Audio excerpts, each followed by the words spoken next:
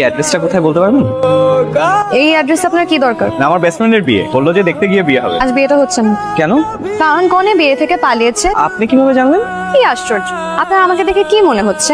ও, আপনার সাথেই আমার বন্ধু বিয়ে হওয়ার কথা ছিল। আসলে ভালোই হলো, আমার চেম্বারে একটা কাজ আছে, বিয়েটা হলে আজকে কাজটা হতো না। থ্যাংক ইউ আপনাকে।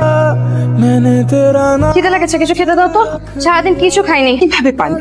আমাকে বলে যেতি আমার সামনে কিরকম ছোট। আর এভাবে না দেখে শুনে কাউকে বিয়ে করা যায় নাকি? তোকে কালকে ছবি দিয়ে গেলাম না, তুই বললি টেবিলে রেখে যাও। ঠিক, আপনি আমাকে মিথ্যা বললেন কেন?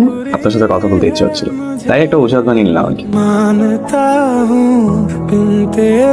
আপনি আমার অফিসে? আপনি আমার চেম্বারে যেতে পারবেন, আমি আপনার অফিসে আসতে পারবো না? আচ্ছা, কেন আসছেন বলুন? অফিস থেকে আধা ঘন্টা ছুটি নিতে পারবেন? মানে আপনি কি বিয়ের কথা ভাবছেন না, করবেন না? অবশ্যই করব, মেয়ে হয়ে জন্মেছি, মা হতে হবে না?